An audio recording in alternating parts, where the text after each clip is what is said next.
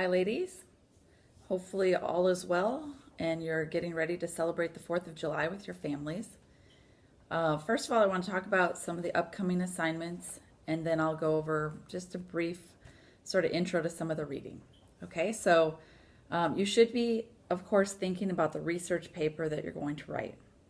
You should have already picked a topic. Again, the topic is your choice, and you can either look through the index of the book for ideas of people or events, or look through those notes packets, but you have to make a case for a person or event being the most important in church history. You can't talk about Jesus or research Jesus himself. And of course, there's lots of different topics that would be great. You just need to make a case for the one that you pick. And the actual paper isn't due till July 10th, but you have to do an outline for that paper that's due on Monday. I sent an email regarding this, and again, you're going to create an outline of what your paper will look like. The outline should be fairly detailed, but only needs to be a keyword outline. And the sample I gave you should show you what your end product should look like. Also, this week you'll do a reading task, but no discussion this week. And you take the midterm this week. So the midterm is twice as many questions as the quizzes you've taken so far. And you have twice as much time, so you'll have 90 minutes, an hour and a half. Again, you can't pause the test, so make sure you give yourself a block of time where you won't be interrupted.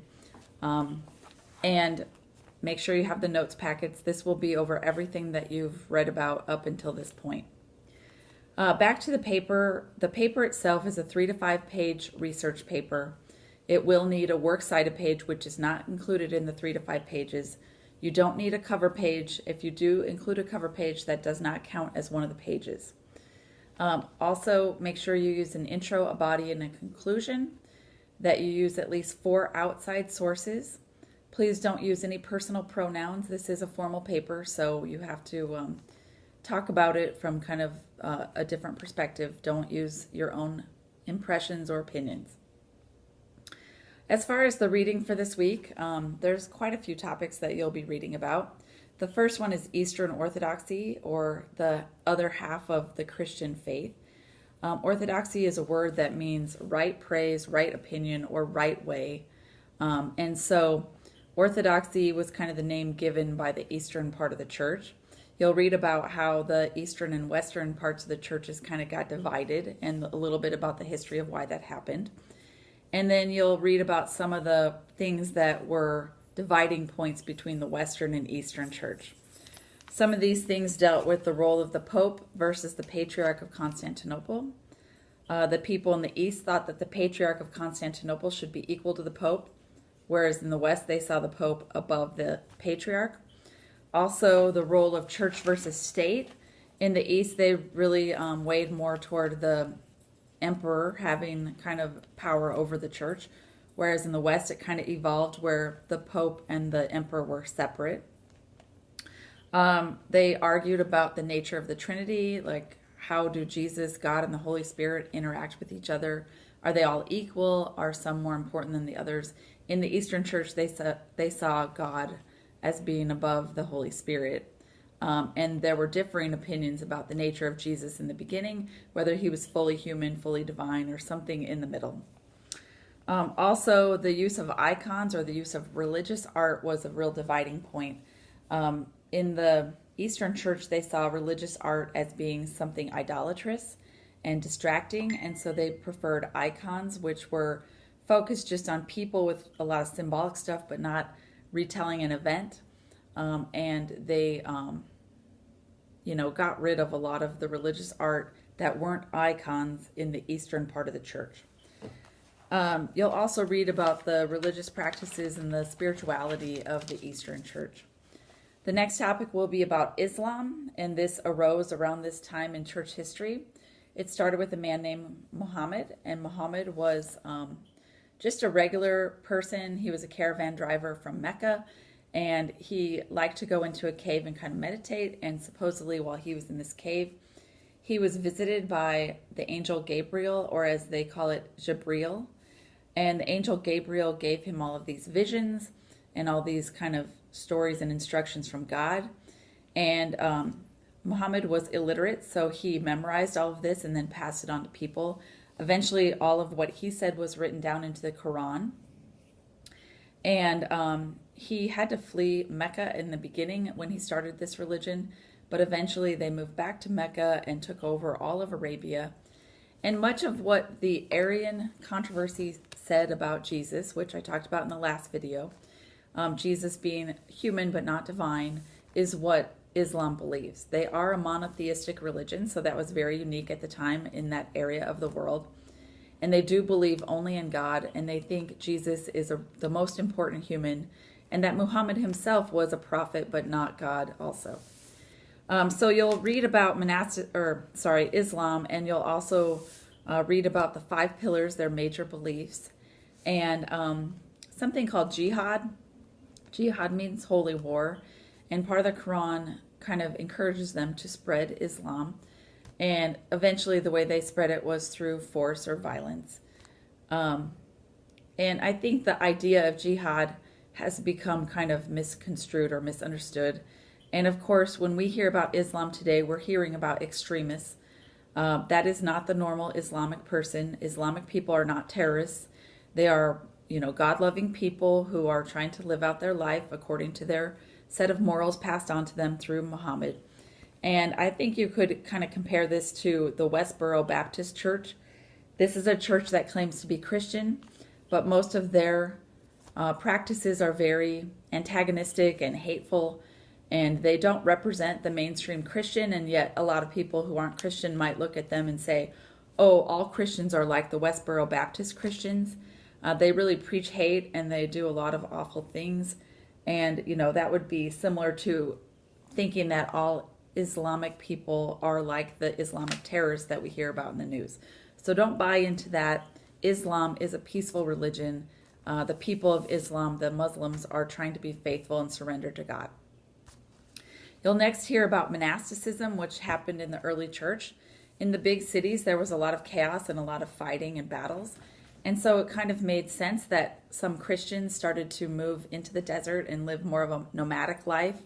And this nomadic life, there were all these different nomadic people, and they started to just put kind of a big wall around them and then call that a monastery.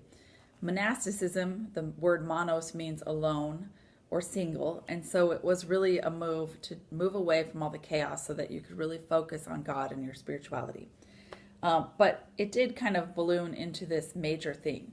There were monasteries all over the world at the time, the known world, and they owned a lot of land, and that meant they had a lot of power. And eventually they kind of played into the feudal system where they had servants and slaves who worked for them, and they did most of the work so that the monks could really focus on their spirituality. And so that became a huge thing. You'll read about that. You'll also read about a couple of Pope Gregories, Pope Gregory the Great and Pope Gregory the Seventh. And Pope Gregory the Great did own a monastery or run a monastery before he was Pope. And he, at the time, there were all these barbarian invasions. That's just a generic term for all the different groups outside of the Holy Roman Empire who were fighting to take over land. And so Pope Gregory the Great was kind of wise in trying to convert these barbaric groups. And he would try to convert them before they started to take over land. And so Pope Gregory the Great was great for a lot of reasons, and you'll read about many of those reasons.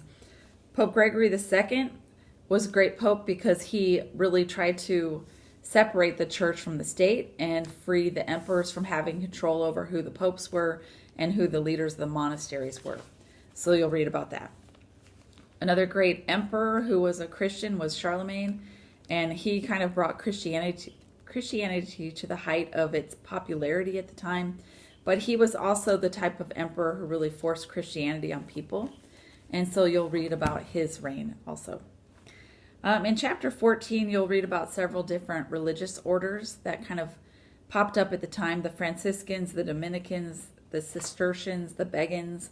These are some of them that are talked about and some of them that you can research about this week. They each have a founder, like the Franciscans were founded by Francis of Assisi, the Dominicans by St. Dominic. And so you'll read about their orders and kind of their different charisms or their different characteristics and how they chose to lead and preach the gospel. The 7 sacraments start to develop at this time. In the Catholic Church, we have 7 sacred events or moments that kind of ritualize a benchmark moment in a person's life, but help us understand the presence of God in the midst of that moment. So some of these are like baptism, when a person becomes Christian, confirmation, when they reconfirm their commitment to Christianity, matrimony, when a person chooses the vocation of marriage, holy orders, when a person chooses the vocation of religious life. And there's 7 of them. And so in the early church, there were some people thought there were hundreds of sacraments, and they really kind of debated over what is a sacrament and what makes something a sacrament. So you'll read about these 7 becoming kind of the official sacraments in the church. Also, there became a real devotion to the Virgin Mary, and this is a uniquely Catholic thing eventually, but people really treated Mary as very close to God, and although we as Catholics do not believe Mary is God, we do believe that Mary can go to God with our prayers and has a great kind of power with God, and so we do have a great devotion to her, and you'll read about how that developed. Also, an idea that's unique to Catholicism is purgatory, this belief that we go through a process on our way to heaven where we're purified. Sometimes people talk about purgatory like a place, but it really is more like a process that purifies our soul. You'll read about the great Saint Thomas Aquinas and his contribution to Christianity. He was a scholastic scholar, and so he really did kind of merge reason and logic with religion and faith, and that was a great move. Before that was seen as kind of 2 different things. And you start to hear about some divisions within the church and some people who started to report and discuss and speak out against the different scandals and the different abuses of power that leaders of the church had. And finally, you'll read about some really faithful women at the time, Catherine of Siena, St. Julian of Norwich, and their kind of different approach to Christianity and living out the faith. So that's a real broad overview, but make sure you do the reading this week and fill out the notes packet and take the midterm. So good luck with everything, and let me know as you're having questions or concerns.